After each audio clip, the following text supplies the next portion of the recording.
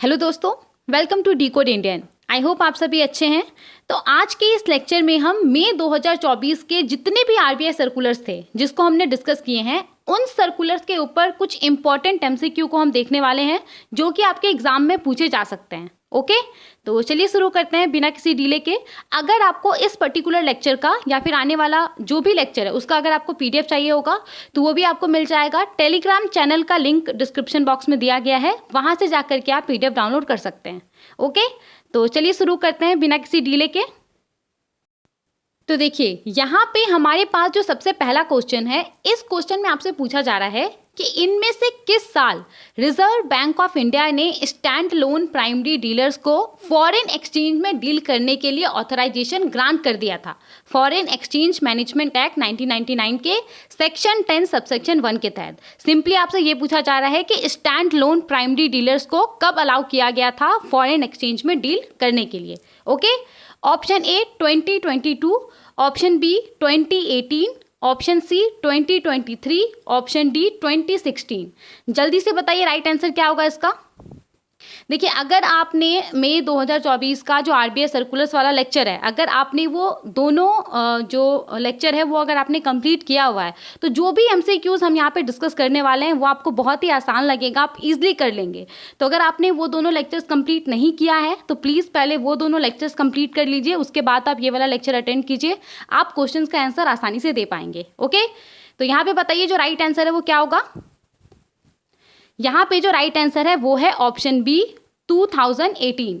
तो 2018 में reserve Bank of India ने स्टैंड अलोन प्राइमरी डीलर्स को ऑथराइजेशन ग्रांट कर दिया था फॉरेन एक्सचेंज में डील करने के लिए, यानी कि आरबीआई ने स्टैंड लोन प्राइमरी डीलर्स को अलाउ कर दिया था कि वो फॉरेन करेंसीज बाय कर सकता है, सेल कर सकता है।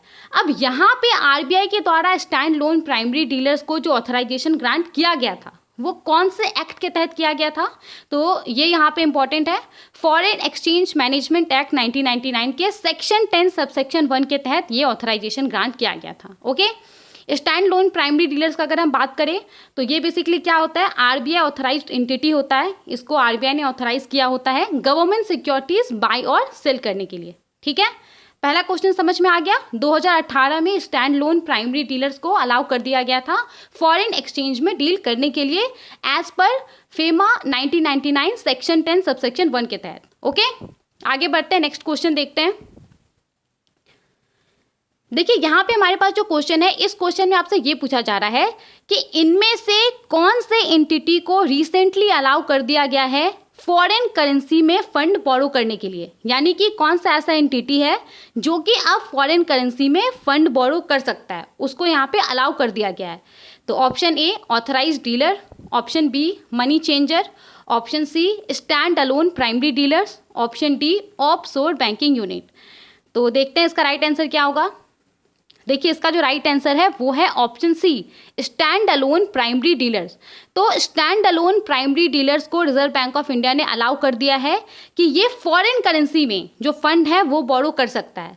ना वो किससे फंड बोरो कर सकता है, तो भारत के बाहर इसका जो पेरेंट कंपनी है या फिर कोई क्रॉसपोंडेंट है, कोई ऐसा कंपनी है जिसके साथ इसका बिजनेस रिलेशनशिप है, तो ऐसे कंपनी से ये फॉरेन करेंसी में फंड बोरो कर सकता है, या फिर किसी भी ऐसे एंटिटी से ये फॉरेन करेंसी में फंड बोरो कर सकता है जिसको कि रिजर्व बैंक ऑफ इंडिया ने परमिट किया हुआ है। ओके, नाउ यहाँ पे इसके द्वारा जो फंड बोरो किया जाएगा किस तरीके से किया जाएगा, तो स्टैंड अलोन प्राइमरी डीलर्स का भारत के बाहर किसी दूसरे देश में वहाँ के बैंक के पास जो अकाउंट ओपन होगा वहाँ की करेंसी में, जिसको हम लोग नोस्ट्रो अकाउंट बोलते हैं, तो नोस्ट्रो अकाउंट में वो ये ओवरड्राफ्ट फैसिलिटी या साधारण शब्दों में मैं कहूँ तो जो लोन का फैसिलिटी है वो अवेल कर सकता है।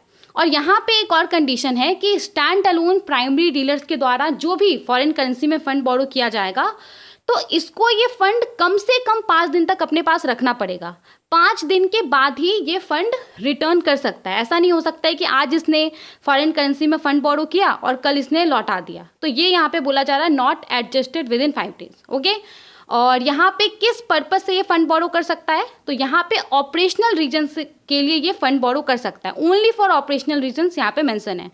तो जो इसका डे टू डे रिक्वायरमेंट होता है उसके लिए, जो शॉर्ट टर्म लिक्विडिटी नीड होता है उसको पूरा करने के लिए ये फंड बोरो कर सकता है। ओके, तो यहाँ पे देखिए बहुत सारा टर्म मैंने बहुत सारा चीज़ यहाँ पे मैंने आपको बताया है, तो कहीं से भी क्वेश्चन यहाँ पे पूछा जा सकता है। ओके, जैसे कि क्वेश्चन आपसे बन सकता है कि स्टैंड लोन प्राइमरी डीलर्स किससे फंड बोरो कर सकता है, उसके बाद कौन से रीजन्स के लिए फंड बोरो किया जा सकता है, तो ये सब क्वेश्चन भी आपसे पूछा जा सकता है। ओके, आगे बढ़ते हैं। देखिए यहाँ पे हमारे पास जो क्वेश्चन है ये क्वेश्चन सेकंड क्वेश्चन से ही रिलेटेड है। इस क्वेश्चन में आपसे पूछा जा रहा है कि स्टैंड अलोन प्राइमरी डीलर्स इनमें से किससे फॉरेन करेंसी में फंड बोरो कर सकता है। Okay, option A any bank with in India, Bharat के अंदर किसी भी बैंक से ये फंड बोरो कर सकता है फॉरेन करेंसी में। Option be any foreign entity, Bharat के बाहर का कोई भी एंटिटी है उससे ये फंड बोरो कर सकता है फॉरेन करेंसी में। ऑप्शन सी देयर पेरेंट और कॉरस्पोंडेंट आउटसाइड इंडिया और any other entity permitted by RBI, इसका जो भारत के बाहर पेरेंट कंपनी है या जो कॉरस्पोंडेंट है या कोई भी ऐसा एंटिटी है जिसको कि आरबीआई ने परमिट किया है उससे ये फॉरेन करेंसी में फंड बोरो कर सकता है। ऑप्शन डी एनी इंडिविजुअल और ऑर्गेनाइजेशन, किसी भी इंडिविजुअल या फिर ऑर्गेनाइजेशन से ये फंड बोरो कर सकता है। तो बताइए जल्दी से राइट आंसर क्या होगा। इसका जो राइट आंसर है वो है ऑप्शन डी। यहाँ पे stand loan primary dealers, Bharat के बाहर इसका जो पेरेंट कंपनी है या फिर कोई ऐसा कंपनी है जिसके साथ इसका बिजनेस रिलेशन है, तो उससे ये फॉरेन करेंसी में फंड बोरो कर सकता है, या फिर किसी भी ऐसे एंटिटी से जिसको कि रिजर्व बैंक ऑफ इंडिया ने परमिट किया है उससे ये फंड बोरो कर सकता है। क्लियर हो गया, आगे बढ़े, नेक्स्ट क्वेश्चन देखें। देखिए यहाँ पे हमारे पास जो क्वेश्चन है इस क्वेश्चन में आपसे पूछा जा रहा है, ये क्वेश्चन भी सेकंड वाले क्वेश्चन से ही रिलेटेड है, इसीलिए मैंने वहाँ पे आपको बहुत सारे एक्स्ट्रा चीज़ें मैंने आपको बता दिया था और मैंने आपको बोला भी था कि इससे क्वेश्चन पूछा जा सकता है। ओके, तो यहाँ पे देखिए क्या आपसे पूछा जा रहा है, यहाँ पे आपसे पूछा जा रहा है कि स्टैंड लोन प्राइमरी डीलर्स किस पर्पज़ के लिए जो नोस्ट्रो अकाउंट है उसका उसमें ये ओवरड्राफ्ट फैसिलिटी अवेल कर सकता है। सिंपल शब्दों में कहूँ तो इसमें आपसे यही पूछा जा रहा है कि स्टैंड लोन प्राइमरी डीलर्स जो फॉरेन करेंसी में फंड बोरो करेगा तो वो किस पर्पस के लिए कर सकता है। Okay, option A investment purpose, option B operational reasons, option C personal use, option D long term loans. तो जो राइट आंसर है वो क्या है, यहाँ पे जो राइट आंसर है वो है option B operational reasons. And standalone primary dealer सिर्फ और सिर्फ यहाँ पे जो ऑपरेशनल रीजन्स है उसके लिए ही फॉरेन करेंसी में फंड बोरो कर सकता है, ये मत भूलिएगा। ओके, लिखा हुआ था ना वहाँ पे only for operational reasons. Okay, तो इसका जो शॉर्ट टर्म लिक्विडिटी नीड होता है इन सब के लिए ये फॉरेन करेंसी में फंड बोरो कर सकता है। क्लियर हो गया, आगे बढ़ते हैं, नेक्स्ट क्वेश्चन देखते हैं। देखिए यहाँ पे हमारे पास जो क्वेश्चन है इस क्वेश्चन में आपसे पूछा जा रहा है कि एक ऑथराइज डीलर उसके टोटल कैपिटल का मैक्सिमम कितना percentage as a NOOPL net overnight open position limit fix कर सकता है as per the recent RBI guidelines. Okay, तो ऑथराइज डीलर है, उसका जो टोटल कैपिटल है, टोटल कैपिटल में यहाँ पे टियर 1 टियर 2 कैपिटल दिया गया है, तो उसका मैक्सिमम कितना परसेंटेज वो as a net overnight open position limit fix कर सकता है आरबीआई की रिसेंट गाइडलाइन के हिसाब से। पहले इसका आंसर दे दीजिए, उसके बाद मैं इसको एक्सप्लेन करूंगी। Option A 10%, option B 15%, option C 20%, option D 25%। यहाँ पे जो राइट आंसर है वो है ऑप्शन डी 25%। ऑथराइज डीलर उसके टोटल कैपिटल का maximum 25% as a net overnight open position limit fix कर सकता है as per the recent RBI guidelines. इसको हमने अच्छे से देखा भी था लास्ट वाले लेक्चर में। देखिए यहाँ पे ये जो net overnight open position limit है ये है क्या, तो ये बेसिकली एक ऐसा लिमिट है ना, इस लिमिट से ज़्यादा authorise dealer at the end of the day foreign currency hold नहीं कर सकता है। ठीक है, तो ये एक ऐसा लिमिट है, इस लिमिट से ज़्यादा ऑथराइज डीलर ओवरनाइट बेसिस पे eight the end of the day foreign currency hold नहीं कर सकता है। उसका जो इन्वॉल्वमेंट है फॉरेन करेंसी में वो इस लिमिट से ज़्यादा नहीं होना चाहिए eight the end of the day. Okay, समझ में आ गया। तो यही यहाँ पे क्वेश्चन में पूछा जा रहा था। तो जो ऑथराइज डीलर है उसका जो टोटल कैपिटल है उसका मैक्सिमम 25% ये as a net overnight open position limit, और ये जो लिमिट है ये बेसिकली जो रिस्पेक्टिव बोर्ड है उसके द्वारा तय किया जाता है। तो वही यहाँ पे बोला जा रहा है कि जो ऑथराइज डीलर है वो अपने टोटल कैपिटल का maximum 25% as a net overnight open position limit fix कर सकता है, अभी जो आरबीआई का रिसेंट गाइडलाइन आया था उसके हिसाब से। क्लियर हो गया, आगे बढ़ते हैं, नेक्स्ट क्वेश्चन को देखते हैं।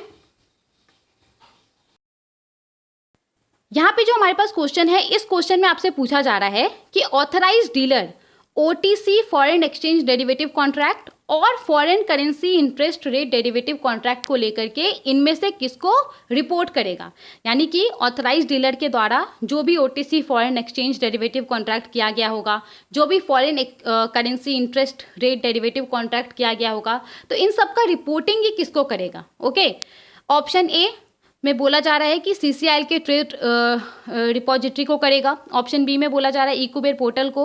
ऑप्शन सी में आरबीआई का जो सीएमएस पोर्टल है उसको, और ऑप्शन डी में जो आरबीआई का एक्सबीआरएल पोर्टल है उसको। तो यहाँ पे जो राइट आंसर है वो है option A, trade repository of CCIL. तो ऑथराइज्ड डीलर का जो भी OTC foreign exchange derivative contract है, foreign currency interest rate derivative contract है, तो उसका रिपोर्टिंग ये जो सीसीआईएल का ट्रेड रिपोजिटरी है उसको ये करेगा। ओके, सीसीआईएल यहाँ पे क्या हो गया, clearing corporation of India limited. अब देखिए ये जो सीसीआईएल का ट्रेड रिपोजिटरी है क्या, तो सीसीआईएल का जो ये ट्रेड रिपोजिटरी है ना, ये जितना भी OTC over the counter derivative transactions होता है, over the counter derivative transactions में जो डेरिवेटिव कॉन्ट्रैक्ट होता है ये डायरेक्टली दो पार्टीज के बीच में होता है। यहाँ पे कोई स्टॉक एक्सचेंज इन्वॉल्व नहीं रहता है। ओके, तो ये जो ट्रेड रिपोजिटरी है सीसीआईएल का, ये क्या करता है, ये ओटीसी डेरिवेटिव ट्रांजैक्शन से जुड़ा हुआ जो भी डेटा रहता है उसको ये कलेक्ट करने का काम करता है, उसको ये स्टोर करने का काम करता है।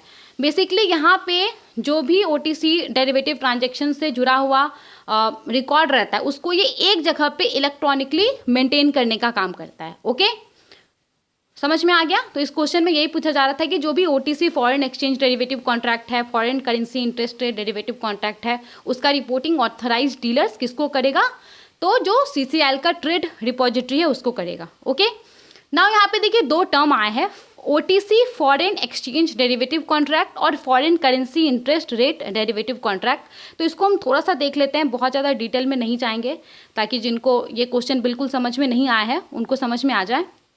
देखिए OTC foreign exchange derivative contract क्या होता है, तो आपको इसके नाम से ही पता चल जाएगा।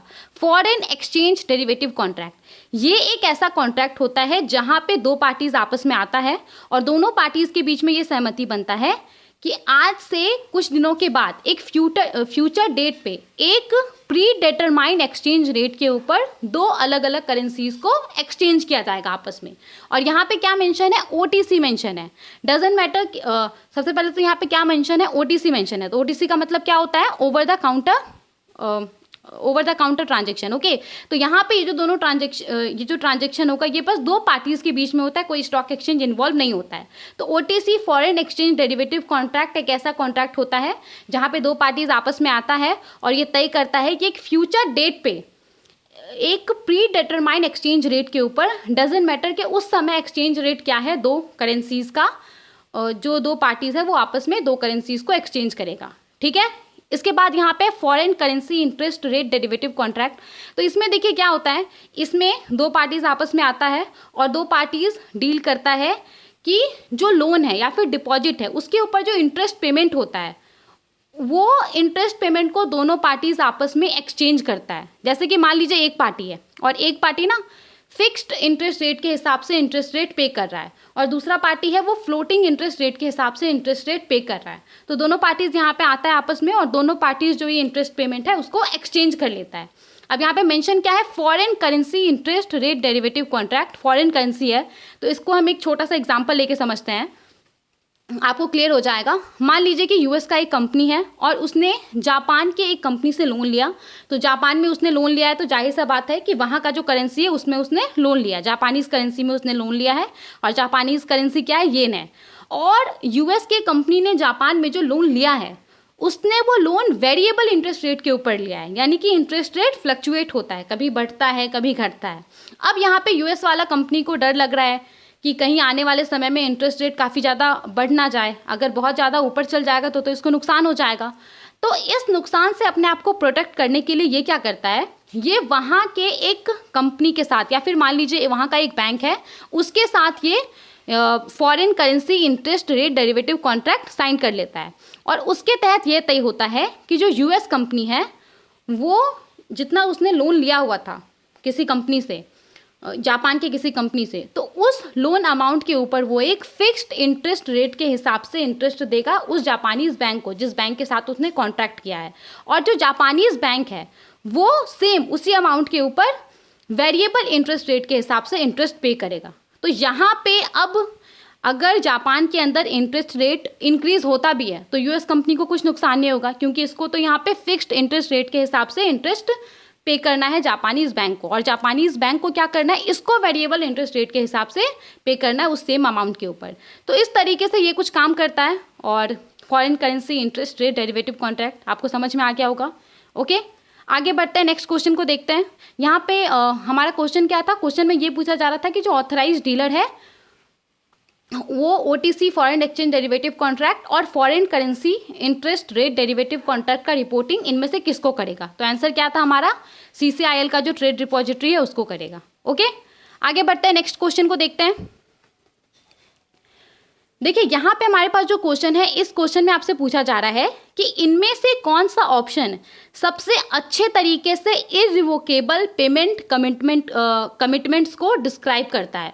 Which of the following best describes irrevocable payment commitments, IPC. तो अगर आपको इररिवोकेबल पेमेंट कमिटमेंट्स का डेफिनेशन पता है तो आप इसका आंसर दे देंगे। ठीक है, तो आप चाहें तो यहाँ पे पॉज करके ये जो तीनों ऑप्शन है, ऑप्शन ए बी सी, आप इसको पढ़ सकते हैं। ओके, इसके बाद यहाँ पे ये जो ऑप्शन डी है इसको भी आप पॉज करके पढ़ सकते हैं। ठीक है, तो यहाँ पे देखिए जो राइट आंसर है ना वो है option B, guarantees made by banks to pay a certain amount of money on behalf of their client at a future date which cannot be cancelled or changed once made। तो यहाँ पे जो irrevocable payment commitment होता है ये basically ऐसा guarantee होता है जो कि बैंक के द्वारा इशू करता है। और बैंक की किसके बिहाफ पे इशू करता है, तो बैंक का जो क्लाइंट होता है उसके बिहाफ पे इशू करता है, और जिसके तहत ये एक फ्यूचर डेट पे सर्टेन अमाउंट ऑफ मनी पे करता है। और ये एक ऐसा तरह का गारंटी होता है जिसको कैंसिल नहीं किया जा सकता, जिसको चेंज नहीं किया जा सकता है। इसीलिए यहाँ पे क्या है, इररिवोकेबल पेमेंट कमिटमेंट। ओके, तो बेसिकली देखिए बैंक जो होता है वो irrevocable payment commitment stock exchange के फेवर में इशू करता है। बैंक का जो क्लाइंट होता है जैसे कि म्यूचुअल फंड हो गया, फॉरेन इंस्टीट्यूशनल इन्वेस्टर हो गया, तो इन सब के द्वारा ना बहुत लार्ज वॉल्यूम में जो शेयर्स है वो परचेज किया जाता है। तो यहाँ पे स्टॉक एक्सचेंज को एश्योरेंस देने के लिए कि अगर म्यूचुअल फंड्स के द्वारा या फिर फॉरेन इंस्टीट्यूशनल इन्वेस्टर्स के द्वारा उसने जो शेयर्स खरीदा उसका पैसा अगर नहीं चुकाया गया तो बैंक जो है वो आगे आकर के स्टॉक एक्सचेंज को पैसा चुकाएगा। इसके लिए bank irrevocable payment commitment issue करता है स्टॉक एक्सचेंज के फेवर में म्यूचुअल फंड्स के बिहाफ पे। ओके, क्लियर हो गया। आगे बढ़ते हैं, नेक्स्ट क्वेश्चन को देखते हैं। इस क्वेश्चन का हमारा राइट आंसर क्या था, ऑप्शन बी। देखिए यहाँ पे हमारे पास जो क्वेश्चन है, इस क्वेश्चन में आपसे पूछा जा रहा है कि बैंक के द्वारा इररिवोकेबल पेमेंट कमिटमेंट जो इशू किया जाता है तो उसको बैंक को किस तरीके से ट्रीट करना चाहिए। ओके, ऑप्शन ए में बोला जा रहा है कि बैंक का रिटेल लेंडिंग पोर्टफोलियो के पार्ट के तौर पे ट्रीट करना चाहिए। ऑप्शन बी में बोला जा रहा है कि ऑफ बैलेंस शीट आइटम के तौर पे ट्रीट करना चाहिए। ऑप्शन सी में बोला जा रहा है non fund based credit facility के तौर पे ट्रीट करना चाहिए और ऐसी गारंटी के तौर पे ट्रीट करना चाहिए जो कि इक्विवेलेंट होता है कैपिटल मार्केट ऑपरेशंस के, मतलब कि कैपिटल मार्केट ऑपरेशंस के लिए जो गारंटी इशू किया जाता है उसी गारंटी के तौर पे इररिवोकेबल पेमेंट कमिटमेंट को ट्रीट करना चाहिए। ऑप्शन डी में बोला जा रहा है कि बैंक का जो फॉरेन एक्सचेंज एक्सपोजर है उसके पार्ट के तौर पे इसको इररिवोकेबल पेमेंट कमिटमेंट को ट्रीट करना चाहिए। ओके, तो जल्दी बताइए इसका राइट आंसर क्या होगा। देखिए इसका जो राइट आंसर है वो है ऑप्शन सी, जो इररिवोकेबल पेमेंट कमिटमेंट बैंक के द्वारा इशू किया जाता है। सबसे पहले तो ये क्या है, ये non fund based credit facility है। Non fund based credit facility का मतलब होता है कि यहाँ पे डायरेक्ट फंड का डिसबर्समेंट नहीं होता है, बैंक यहाँ पे डायरेक्ट क्रेडिट फैसिलिटी नहीं दे रहा है। यहाँ पे अगर कुछ कंडीशंस आएगा तो उस कंडीशंस के पूरा होने पर ही बैंक को यहाँ पे पैसा देना पड़ेगा। तो कंडीशंस क्या है इस केस में कि म्यूचुअल फंड्स है कोई, उसने स्टॉक एक्सचेंज से शेयर खरीदा लार्ज वॉल्यूम में और उसने स्टॉक एक्सचेंज को पैसा नहीं दिया तो यहाँ पे बैंक आगे आकर के पैसा देगा, राइट। तो इस तरह का जो क्रेडिट फैसिलिटी होता है ना, जहाँ पे डायरेक्ट डिसबर्समेंट ऑफ फंड्स नहीं होता है, तो वैसे क्रेडिट फैसिलिटी को हम क्या बोलते हैं, non fund based credit facility बोलते हैं। ओके, तो इस हिसाब से हमारा ऑप्शन सी सही है। इसको कैसे ट्रीट करेगा, as a non fund based credit facility के तौर पे ट्रीट करेगा। और देखिए यहाँ पे बैंक के द्वारा कैपिटल मार्केट ऑपरेशंस के लिए जो गारंटीज इशू किया जाता है, तो बैंक के द्वारा जो इररिवोकेबल पेमेंट कमिटमेंट इशू किया जाता है वो भी उसको भी ऐसा ट्रीट किया जाता है कि ये कैपिटल मार्केट एक्सपोजर के लिए जो गारंटी इशू किया गया उसके तरह है। और जो भी बैंक का इररिवोकेबल पेमेंट कमिटमेंट होता है उसको यहाँ पे बैंक का जो कैपिटल मार्केट एक्सपोजर होता है उसके पार्ट के तौर पे लिया जाता है। ओके, आगे बढ़ते हैं, नेक्स्ट क्वेश्चन को देखते हैं। देखिए यहाँ पे हमारे पास जो क्वेश्चन है, इस क्वेश्चन में आपसे पूछा जा रहा है कि इनमें से कौन सा custodian bank irrevocable payment commitments issue कर सकता है। कौन सा कस्टोडियन बैंक परमिटेड है इररिवोकेबल पेमेंट कमिटमेंट्स इशू करने के लिए। ऑप्शन ए में क्या बोला जा रहा है, any custodian banks that hold foreign currency account, कोई भी कस्टोडियन बैंक जो कि फॉरेन करेंसी अकाउंट होल्ड करता है। ऑप्शन बी में बोला जा रहा है सिर्फ वही कस्टोडियन बैंक जिसने कि अपने क्लाइंट के साथ एक एग्रीमेंट किया है और उस एग्रीमेंट के तहत ये तय हुआ है कि सेटलमेंट के पश्चात, सेटलमेंट के बाद जो भी सिक्योरिटीज आएगा उसके ऊपर कस्टोडियन बैंक का इनअलाइनेबल राइट होगा, यानी कि ऐसा राइट होगा जिसको कैंसिल नहीं किया जा सकता, ट्रांसफर नहीं किया जा सकता है। ओके, ऑप्शन सी में बोला जा रहा है कि सिर्फ वैसा कस्टोडियन बैंक आईपीसी इशू कर सकता है जो कि एक से ज़्यादा कंट्रीज में काम करता है।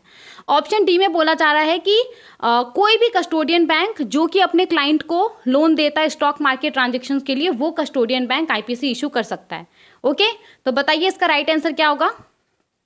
देखिए इसका जो राइट आंसर है वो है ऑप्शन बी, सिर्फ वही custodian bank irrevocable payment commitment issue कर सकता है जिसका कि अपने क्लाइंट के साथ एग्रीमेंट है और उस एग्रीमेंट के तहत ये तय हुआ है कि जो भी म्यूचुअल फंड है, जो भी फॉरेन इंस्टीट्यूशनल इन्वेस्टर है, उसके द्वारा जो भी शेयर्स खरीदा जाएगा तो उस शेयर्स के ऊपर जो राइट है वो कस्टोडियन बैंक का होगा, इनअलाइनेबल राइट होगा कस्टोडियन बैंक का, ऐसा राइट जिसको कि ट्रांसफर नहीं किया जा सकता, कैंसिल नहीं किया जा सकता है। तो सिर्फ वही कस्टोडियन बैंक यहाँ पे जो इररिवोकेबल पेमेंट कमिटमेंट्स है वो इशू कर सकता है।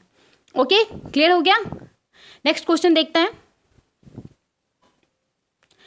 देखिए यहाँ पे हमारे पास जो क्वेश्चन है, इस क्वेश्चन में आपसे ये पूछा जा रहा है कि कस्टोडियन बैंक के द्वारा जो आईपीसी इशू किया जाता है तो custodian bank maximum intraday risk कितना लेकर के चलेगा, और इसी मैक्सिमम इंट्राडे रिस्क को कैपिटल मार्केट एक्सपोजर माना जाता है। तो यहाँ पे कस्टोडियन बैंक के द्वारा जो आईपीसी इशू किया जाता है तो उसको लेकर के ये मैक्सिमम इंट्राडे रिस्क कितना लेकर के चलेगा, मतलब कि मैक्सिमम इसको कितना नुकसान हो सकता है, ये कितना सोच करके चलेगा, एज्यूम करके चलेगा, ये पूछा जा रहा है। Okay, option A 10% of the settlement amount, option B 20% of the settlement amount, option C 30% of the settlement amount, option D 40% of the settlement amount. यहाँ पे बेसिकली सेटलमेंट अमाउंट का क्या मतलब है, जो टोटल वैल्यू ऑफ सिक्योरिटीज़ है जो कि म्यूचुअल फंड्स या फॉरेन इंस्टीट्यूशनल इन्वेस्टर्स के द्वारा खरीदा जा रहा है, तो वो है। ओके, तो बताइए इसका राइट आंसर क्या होगा। देखिए इसका जो राइट आंसर है वो है option C 30% of the settlement amount. तो कस्टोडियन बैंक के द्वारा जो आईपीसी इशू किया जाएगा तो उसका मैक्सिमम इंट्राडे रिस्क कितना कंसीडर करके चलेगा, 30% ऑफ द सेटलमेंट अमाउंट, और इसी को ये ऐसा कैपिटल मार्केट एक्सपोजर के तौर पे मानेगा। मतलब कि अगर सेटलमेंट अमाउंट 1 लाख रुपीज़ है तो कस्टोडियन बैंक ये सोच करके चलेगा कि इसको मैक्सिमम 30,000 का नुकसान हो सकता है जो शेयर्स का प्राइस में अगर फ्लक्चुएशन आता है उसके वजह से। और ये जो यहाँ पे इसके द्वारा ये एजम्पशन किया जाएगा वो किस आधार पे किया जाएगा, तो इसके द्वारा ये जो एजम्पशन किया जाएगा वो इस आधार पे किया जाएगा कि जैसे कि आज ट्रेड हुआ है तो कल T+1 है। ओके, तो यहाँ पे इसके द्वारा ये एज्यूम किया जाएगा कि कल मैक्सिमम जो शेयर्स का प्राइस है, शेयर का जो प्राइस है वो 20% नीचे चले गया और 10% का यहाँ पे एडिशनल मार्जिन लेकर के चलेगा कि वर्स्ट केस में अगर शेयर्स का प्राइस बहुत नीचे चल गया। तो यहाँ पे कहने का मतलब है कि कस्टोडियन बैंक के द्वारा जो आईपीसी इशू किया जाएगा तो ये एज्यूम करके ये चलेगा कि मैक्सिमम इसको 30% का नुकसान हो सकता है। ओके, और ये जो मैक्सिमम इंटरडे रिस्क ये कंसीडर करेगा इसी को क्या माना जाएगा, कैपिटल मार्केट एक्सपोजर माना जाएगा। ठीक है, इसको हमने बहुत अच्छे से एक्सप्लेन किया है जो मे वाला लेक्चर है उसमें, आई होप आपने वो देखा होगा। चलिए आगे बढ़ते हैं, दूसरे क्वेश्चन को देखते हैं। देखिए यहाँ पे हमारे पास जो क्वेश्चन है, इस क्वेश्चन में आपसे ये पूछा जा रहा है कि इनमें से किस साल आरबीआई ने ऑथराइज्ड डीलर कैटेगरी 1 बैंक को अलाउ कर दिया था कि वो अगर पर्सन रेसिडेंट इन इंडिया और पर्सन रेसिडेंट आउटसाइड इंडिया के बीच में परमिटेड डेरिवेटिव कॉन्ट्रैक्ट होता है तो उसके लिए ये मार्जिन को पोस्ट और कलेक्ट कर सकता है, मतलब कि मार्जिन को प्रोवाइड और मार्जिन को कलेक्ट कर सकता है। आपको पता होगा कि डेरिवेटिव कॉन्ट्रैक्ट में अगर आप इंटर हो रहे हैं तो उसके टोटल वैल्यू का कुछ परसेंटेज आपको देना पड़ता है मार्जिन के तौर पे। ओके, तो यहाँ पे क्या बोला जा रहा है कि अगर भारत का कोई व्यक्ति है और भारत के बाहर का कोई व्यक्ति या फिर एंटिटी है और उन दोनों के बीच में परमिटेड डेरिवेटिव कॉन्ट्रैक्ट हुआ है तो इनमें से किस साल रिजर्व बैंक ऑफ इंडिया ने ऑथराइज्ड डीलर कैटेगरी 1 बैंक को अलाउ कर दिया था कि इस तरह के परमिटेड डेरिवेटिव कॉन्ट्रैक्ट के लिए वो मार्जिन प्रोवाइड कर सकता है, मार्जिन कलेक्ट कर सकता है। Okay, option A 2021, option B 2016, option C 2023, option D 2019। तो यहाँ पे जो राइट आंसर है वो है ऑप्शन ए 2021। 2021 में रिजर्व बैंक ऑफ इंडिया ने जो ऑथराइज्ड डीलर है, ऑथराइज्ड डीलर कैटेगरी 1 बैंक, उसको अलाउ कर दिया था कि अगर कोई पर्सन रेसिडेंट इन इंडिया है और पर्सन रेसिडेंट आउटसाइड इंडिया है। अब जाहिर सा बात है कि भारत के अंदर कोई एंटिटी है, कोई कंपनी है, और भारत के बाहर कोई एंटिटी है, कंपनी है, और उन दोनों के बीच में परमिटेड डेरिवेटिव कॉन्ट्रैक्ट हो रहा है तो उसको फैसिलिटेट कराने के लिए कोई तो चाहिए होगा ना।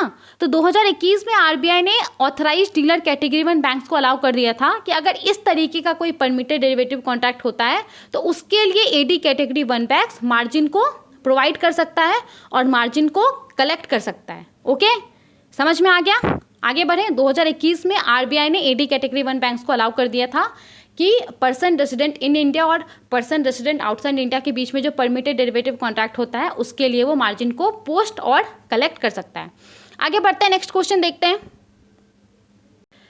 देखिए यहाँ पे हमारे पास जो क्वेश्चन है, इस क्वेश्चन में आपसे पूछा जा रहा है कि आरबीआई का जो अभी रिसेंट डायरेक्शन आया था, Reserve Bank of India margin for derivative contract direction 2024, तो उसके अकॉर्डिंगली भारत के अंदर मार्जिन जो पोस्ट और कलेक्ट किया जाता है तो वो इनमें से किस फॉर्म में नहीं हो सकता है। ओके, समझ में आ गया question? Option A Indian currencies, option B certificate of deposit, option D debt securities issued by foreign sovereign, option D commercial papers. यहाँ पे जो ये ऑप्शन सी है वो राइट आंसर है। भारत के अंदर जो डेरिवेटिव कॉन्ट्रैक्ट के लिए मार्जिन को पोस्ट और कलेक्ट किया जाता है तो ये जो मार्जिन को प्रोवाइड और कलेक्ट किया जाता है वो किस फॉर्म में नहीं हो सकता है, तो ये ऐसे डेट सिक्योरिटीज़ के फॉर्म में नहीं हो सकता जिसको कि दूसरे देश के गवर्नमेंट ने इशू किया है। ओके, किस किस फॉर्म में हो सकता है वो यहाँ पे मैंने पूरा लिस्ट दे दिया है। इंडियन करेंसी में तो डेफिनेटली हो सकता है, भारत के अंदर मार्जिन प्रोवाइड किया जा रहा है, मार्जिन कलेक्ट किया जा रहा है डेरिवेटिव कॉन्ट्रैक्ट के लिए, तो सबसे पहले तो ये इंडियन करेंसी में ही होगा, तो इंडियन करेंसी में हो सकता है। कोई भी फ्रीली कन्वर्टेबल फॉरेन करेंसी में हो सकता है, ऐसा करेंसी में जिसको कि वाइडली लोग एक्सेप्ट करते हैं, जैसे कि डॉलर हो गया, यूरो हो गया। सेंट्रल गवर्नमेंट इशूड और state government issued debt securities हो सकता है। भारत के अंदर कोई कंपनी है उसने रूपी बॉन्ड्स इशू किया है तो वो हो सकता है। सर्टिफिकेट ऑफ डिपॉजिट्स हो सकता है जो कि बैंक के द्वारा इशू किया जाता है। कमर्शियल पेपर हो सकता है जो कि हाईली रेटेड कंपनीज के द्वारा इशू किया जा सकता है। तो इन सब फॉर्म में भारत के अंदर मार्जिन को प्रोवाइड और कलेक्ट किया जा सकता है। कोई भारत के बाहर का दूसरा देश है और वहाँ की सरकार ने डेट सिक्योरिटी इशू किया है तो उसका इस्तेमाल करके आप मार्जिन प्रोवाइड नहीं कर सकते हैं, कलेक्ट नहीं कर सकते हैं। उस फॉर्म में आप मार्जिन ना ही तो प्रोवाइड कर सकते हैं ना ही तो कलेक्ट कर सकते हैं। ओके, क्लियर हो गया? आगे बढ़ते हैं, नेक्स्ट क्वेश्चन देखते हैं। देखिए यहाँ पे हमारे पास जो क्वेश्चन है, इस क्वेश्चन में आपसे पूछा जा रहा है कि आरबीआई के अपडेटेड गाइडलाइंस के हिसाब से ऑथराइज्ड डीलर भारत के अंदर पर्सन रेसिडेंट आउटसाइड इंडिया को अलाउ कर सकता है कि वो ऑथराइज्ड डीलर के पास इंडियन रुपीज़ में या फॉरेन करेंसी में इंटरेस्ट बियरिंग अकाउंट ओपन कर सकता है, होल्ड कर सकता है, मेंटेन कर सकता है। तो आपसे सवाल में ये पूछा जा रहा है ना कि authorised dealer person resident outside India को किस पर्पस के लिए अलाउ कर सकता है उसके पास अकाउंट ओपन करने के लिए। ओके, तो यहाँ पे पर्पस आपसे पूछा जा रहा है। Option A for the purpose of receiving remittances from abroad, तो भारत के बाहर से रेमिटेंसेस रिसीव करने के लिए। ऑप्शन बी उस व्यक्ति के द्वारा भारत के अंदर किसी व्यक्ति या एंटिटी के साथ जो परमिटेड डेरिवेटिव कॉन्ट्रैक्ट किया गया होगा तो उसके लिए भारत के अंदर मार्जिन प्रोवाइड और कलेक्ट करने के लिए। ऑप्शन सी पर्सनल यूज़ के लिए, सेविंग्स मेंटेन करने के लिए। ऑप्शन डी जो इंडियन रियल इस्टेट है उसमें इन्वेस्टमेंट के पर्पस से। तो यहाँ पे अलग अलग आपको पर्पस ऑप्शंस में दिया गया है और आपसे क्या पूछा जा रहा है कि ऑथराइज्ड डीलर भारत के अंदर पर्सन रेसिडेंट आउटसाइड इंडिया को इनमें से किस पर्पस के लिए अलाउ कर सकता है उसके पास अकाउंट ओपन करने के लिए। ओके, तो देखिए यहाँ पे जो राइट आंसर है वो क्या है, और ये क्वेश्चन बहुत ही ज़्यादा इंपॉर्टेंट है। इससे एग्जाम्स में, मतलब ये क्वेश्चन एग्जाम में पूछा जा सकता है, मे बी दूसरे तरह से पूछा जाए, दूसरे लैंग्वेज में पूछा जाए, लेकिन ये क्वेश्चन आपसे पूछा जा सकता है। ओके, तो यहाँ पे जो राइट आंसर है वो क्या है, ऑप्शन बी। जो ऑथराइज डीलर है वो भारत के अंदर पर्सन रेसिडेंट आउटसाइड इंडिया को, यानी कि भारत के बाहर का कोई व्यक्ति है, एंटिटी है, उसको अलाउ कर सकता है कि वो उसके पास अकाउंट ओपन कर सकता है, होल्ड कर सकता है, मेंटेन कर सकता है इंडियन करेंसी में या फिर फॉरेन करेंसी में, और ये इंटरेस्ट बियरिंग अकाउंट होगा।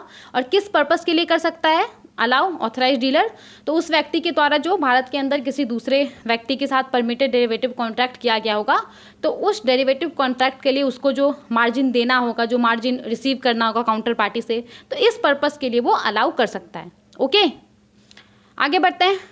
और देखिए यहाँ पे हाँ और एक चीज़ मैंने ऐड किया है, पहले ऑथराइज डीलर भारत के अंदर सिर्फ जो फॉरेन पोर्टफोलियो इन्वेस्टर है उसको, और जो फॉरेन वेंचर कैपिटल इन्वेस्टर है उसको अलाउ कर सकता था, जो कि सेबी के पास रजिस्टर्ड होता है, उसको अलाउ कर सकता था कि वो उसके पास एक non interest bearing foreign currency account open कर सकता है, मेंटेन कर सकता है, और सिर्फ इन्वेस्टमेंट के पर्पज से ऑथराइज डीलर वैसे फॉरेन पोर्टफोलियो इन्वेस्टर और फॉरेन वेंचर कैपिटल इन्वेस्टर को अलाउ कर सकता था उसके पास अकाउंट ओपन करने के लिए। ठीक है, क्लियर हो गया ये वाला। आगे बढ़ते हैं, नेक्स्ट क्वेश्चन देखते हैं। देखिए यहाँ पे हमारे पास जो क्वेश्चन है, इस क्वेश्चन में सिंपली आपसे पूछा जा रहा है कि इनमें से किस साल रिजर्व बैंक ऑफ इंडिया ने भारत के अंदर लीड बैंक स्कीम को लॉन्च किया था। हमारे देश में जो सेमी अर्बन एरियाज है, जो रूरल एरियाज है, वहाँ पे लोगों को जो क्रेडिट फैसिलिटी मिल रहा है, जो बैंकिंग सर्विसेज मिल रहा है, उसको इम्प्रूव करने के लिए। ओके, तो यहाँ पे ऑप्शंस क्या क्या है, option A 1969, option B 1999, option C 1965, option D 2002। तो जो राइट आंसर है वो है ऑप्शन ए 1969। 1969 में रिजर्व बैंक ऑफ इंडिया ने भारत के अंदर लीड बैंक स्कीम को लॉन्च किया था, और इस स्कीम के तहत क्या होता है, हमारे देश के अंदर जितना भी डिस्ट्रिक्ट है, हर डिस्ट्रिक्ट के अंदर एक पर्टिकुलर कमर्शियल बैंक को लीड बैंक के तौर पे चुना जाता है। लीड बैंक के तौर पे वो उस डिस्ट्रिक्ट के अंदर लीडर के तौर पे काम करता है, जो दूसरा क्रेडिट इंस्टीट्यूशंस है उन सबको वो ओवरसी करने का काम करता है। ठीक है, तो 1969 में रिजर्व बैंक ऑफ इंडिया ने लीड बैंक स्कीम को भारत के अंदर लॉन्च किया था। I hope this is also clear. आगे बढ़ते हैं, नेक्स्ट क्वेश्चन देखते हैं। यहाँ पे जो हमारे पास क्वेश्चन है, इस क्वेश्चन में आपसे पूछा जा रहा है कि जो foreign exchange management non debt instruments second amendment rules 2024 है, उसके accordingly person resident outside India को इनमें से किस चीज़ के लिए इनेबल कर दिया गया है। ओके, तो यहाँ पे 4 ऑप्शन है, और आप चाहे तो उसको पॉज करके पढ़ सकते हैं, मैं जो राइट आंसर है वो बताऊंगी। देखिए बहुत बार मैं सिर्फ राइट आंसर इसीलिए बताती हूँ ना, क्योंकि अगर मैं हर बार मतलब कोई क्वेश्चन ऐसा होता है ना जिसमें अगर मैं सारा ऑप्शंस एक्सप्लेन करूँगी तो आपको कन्फ्यूजिंग लगने लगेगा। ठीक है, तो इसीलिए ये भी कुछ उसी तरीके का क्वेश्चन है, आप चाहे तो उसको पॉज करके ऑप्शन पढ़ सकते हैं, मैं जो इसका राइट आंसर है वो आपको बताऊँगी। ठीक है, देखिए यहाँ पे इसका जो राइट आंसर है वो है option B, the issuance of partly paid unit by investment vehicle. देखिए जो ऑथराइज डीलर देखिए जो foreign exchange management non debt instrument rules 2019 है, इसमें अमेंडमेंट लाया गया था, और अमेंडमेंट के तहत ये डिसाइड हुआ था कि हमारे देश के अंदर जो इन्वेस्टमेंट व्हीकल्स है, इन्वेस्टमेंट व्हीकल क्या होता है, ऐसा एंटिटी होता है जो कि हमसे आपसे फंड कलेक्ट करता है, और ये जो अलग अलग एसेट होता है उसमें ये इन्वेस्ट करता है, जैसे कि म्यूचुअल फंड्स हो गया, ऑल्टरनेटिव इन्वेस्टमेंट फंड हो गया, तो ये सब क्या है, इन्वेस्टमेंट व्हीकल है। तो यहाँ पे foreign exchange management non debt instrument rules 2019 में, ये 2024 में अमेंडमेंट लाया गया था, और this was the second time जब इसके अंदर अमेंडमेंट लाया गया था। तो अमेंडमेंट के तहत क्या डिसाइड हुआ था कि जो इन्वेस्टमेंट व्हीकल्स है भारत के अंदर, वो पर्सन रेसिडेंट आउटसाइड इंडिया को, यानी कि भारत के बाहर का जो व्यक्ति है, एंटिटी है, उसको वो पार्टली पेड यूनिट इशू कर सकता है। अब आपको पता होगा कि आप अगर कुछ पैसा म्यूचुअल फंड में लगाते हैं, तो आपने जितना पैसा लगाया उसके प्रपोर्शन में आपको एक यूनिट अलाउड किया जाता है। तो यहाँ पे इन्वेस्टमेंट व्हीकल को अलाउ कर दिया गया था कि वो पर्सन रेसिडेंट आउटसाइड इंडिया को पार्टली पेड यूनिट इशू कर सकता है, यानी कि ऐसा यूनिट इशू कर सकता है जिसके लिए पर्सन रेसिडेंट आउटसाइड इंडिया को बिगनिंग में थोड़ा पैसा देना होगा, और उसके कुछ दिनों के बाद उसको थोड़ा पैसा देना होगा। तो ये यहाँ पर डिसाइड किया गया था। ओके, पहली बार में बहुत लोगों को क्वेश्चन समझ में नहीं आया होगा, तो एक बार फिर से मैं ये क्वेश्चन पढ़ देती हूँ। इसमें क्या आपसे पूछा जा रहा था कि जो foreign exchange management non debt instrument second amendment rules 2024 है, यानी कि 2019 का ये ओरिजिनल रूल है और इसमें अभी सेकेंड टाइम अमेंडमेंट हुआ है। ओके, तो इसके हिसाब से पर्सन रेसिडेंट आउटसाइड इंडिया को किस चीज़ के लिए इनेबल कर दिया गया, तो यहाँ पे अब जो इन्वेस्टमेंट व्हीकल है हमारे देश में वो पर्सन रेसिडेंट आउटसाइड इंडिया को पार्टली पेड यूनिट अलाउड कर सकता है। तो यहाँ पे जो राइट आंसर है वो है ऑप्शन बी। ओके, समझ में आ गया? आगे बढ़ते हैं, नेक्स्ट क्वेश्चन देखते हैं। देखिए यहाँ पे हमारे पास जो क्वेश्चन है, इस क्वेश्चन में आपसे पूछा जा रहा है कि इनमें से कौन से स्मॉल फाइनेंस बैंक को Reserve Bank of India Act 1934 के सेकेंड शेड्यूल से बाहर कर दिया गया है। Okay, option A AU small finance bank, option B Ujjivan small finance bank, option C ESAF small finance bank, option D Fincare small finance bank, और जो right answer है वो है option D Fincare small finance bank. Fincare small finance bank को Reserve Bank of India Act 1934 के second schedule से बाहर कर दिया गया है। और इसको सेकेंड शेड्यूल से क्यों बाहर किया गया है, तो देखिए ये as a schedule small finance bank Bharat के अंदर काम कर रहा था और इसको एयू स्मॉल फाइनेंस बैंक ने कुछ दिनों पहले एक्वायर कर लिया था और इसका जो एक्विजिशन था वो 1 अप्रैल 2024 से प्रभावी भी हो गया था। ओके, तो एयू स्मॉल फाइनेंस बैंक ने इसको एक्वायर कर लिया था, तो इसका कुछ इंडिविजुअल अस्तित्व नहीं था और पहले ये ऐसा शेड्यूल स्मॉल फाइनेंस बैंक के तौर पे काम कर रहा था। तो एक्विजिशन के बाद इसीलिए आरबीआई ने इसको आरबीआई एक्ट 1934 के सेकेंड शेड्यूल से बाहर कर दिया। ओके, क्लियर हो गया? नेक्स्ट क्वेश्चन देखते हैं। देखिए ये क्वेश्चन काफ़ी इंपॉर्टेंट है, इसको ध्यान से समझिएगा। इस क्वेश्चन में आपसे क्या पूछा जा रहा है, यहाँ पे आपसे पूछा जा रहा है कि मनी चेंजिंग एक्टिविटीज़ के ऊपर जो अभी अपडेटेड इंस्ट्रक्शंस आए हैं जो कि 1 जुलाई 2024 से लागू हो जाएगा, तो उसके अकॉर्डिंगली अगर कोई फॉरेन करेंसी अगर कोई फुल फ्लेज्ड मनी चेंजर है या नॉन बैंक ऑथराइज्ड डीलर है, उसके द्वारा किसी दूसरे फुल फ्लेज्ड मनी चेंजर या नॉन बैंक ऑथराइज्ड डीलर से फॉरेन करेंसी नोट परचेस किया जाता है, तो जितना उसने फॉरेन करेंसी नोट परचेस किया है उसका मिनिमम कितना परसेंटेज उसको पब्लिक को सेल करना होगा परमिटेड पर्पस के लिए। ठीक है, ये इसमें क्वेश्चन में आपसे पूछा जा रहा है। तो पहले ऑप्शंस देख लेते हैं, उसके बाद इसको हम और अच्छे से समझेंगे। तो यहाँ पे देखिए ऑप्शन क्या है, option A 50%, option B 60%, option C 75%, option D 90%, और जो राइट आंसर है वो है ऑप्शन सी 75%। सबसे पहले तो देखिए फुल फ्लेज्ड मनी चेंजर क्या होता है। फुल फ्लेज्ड मनी चेंजर ऐसा एक बेसिकली ऑथराइज्ड मनी चेंजर होता है। तो मान लीजिए ना कि भारत के बाहर से कोई व्यक्ति भारत के अंदर आ रहा है, तो जाहिर सा बात है कि भारत के अंदर वो आ रहा है तो भारत के अंदर वो रहेगा, जो भी उसका एक्सपेंसेस है वो करेगा, तो उसके लिए उसको भारत का करेंसी चाहिए, राइट। तो यहाँ पे जो फुल फ्लेज्ड मनी चेंजर है ना, वो क्या करता है, वैसे व्यक्ति से वो उसके पास जो दूसरे देश का करेंसी रहता है वो परचेस कर लेता है और उसके बदले में उसको इंडियन करेंसी दे देता है। ठीक है, उसी प्रकार से मान लीजिए भारत का कोई व्यक्ति है, वो बिजनेस पर्पज से या फिर अपना प्राइवेट पर्पज से भारत के बाहर जाना चाहता है, तो जाहिर सा बात है कि वो किसी भी देश जाएगा तो उस देश का उसको करेंसी चाहिए। तो फुल फ्लेज्ड मनी चेंजर क्या करता है, वैसे व्यक्ति से इंडियन करेंसी ले लेता है और उसको फॉरेन करेंसी सेल कर देता है। तो ये काम होता है फुल फ्लेज्ड मनी चेंजर का। और अभी जो एग्जिस्टिंग गाइडलाइन है ना, उसके हिसाब से ये जो फुल फ्लेज्ड मनी चेंजर है, जो non bank authorised dealer category 2 है, ये इसका जो नॉर्मल बिजनेस होता है, नॉर्मल बिजनेस रिक्वायरमेंट के लिए इसको जो फॉरेन करेंसी चाहिए होता है, वो ये किसी दूसरे भी फुल फ्लेज्ड उसके ही जैसा जो दूसरा फुल फ्लेज्ड मनी चेंजर है, नॉन बैंक ऑथराइज्ड डीलर है, उससे ये परचेस कर सकता है। ठीक है, तो अब देखिए आपसे क्वेश्चन में क्या पूछा जा रहा था, आपसे क्वेश्चन में पूछा जा रहा था कि जो मनी चेंजिंग एक्टिविटीज़ के ऊपर आरबीआई का अपडेटेड इंस्ट्रक्शंस है, तो उसके अकॉर्डिंगली अगर कोई फुल फ्लेज्ड मनी चेंजर है या नॉन बैंक ऑथराइज्ड डीलर है, उसके द्वारा किसी दूसरे फुल फ्लेज्ड मनी चेंजर या नॉन बैंक ऑथराइज्ड डीलर से फॉरेन करेंसी नोट परचेस किया गया है, तो उसका मिनिमम कितना परसेंट उसको पब्लिक को सेल करना होगा परमिटेड पर्पस के लिए।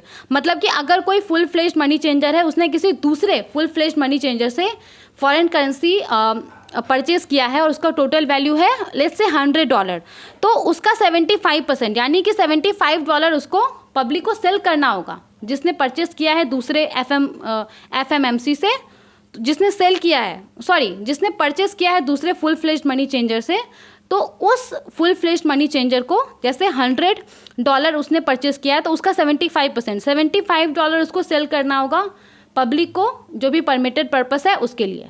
समझ में आ गया ये क्वेश्चन? काफ़ी इंपॉर्टेंट क्वेश्चन था ये।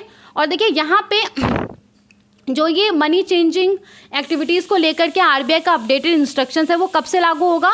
तो ये 1 जुलाई 2024 से लागू हो जाएगा, इसको भी ध्यान रखिएगा। ठीक है, आगे बढ़ते हैं, नेक्स्ट क्वेश्चन देखते हैं।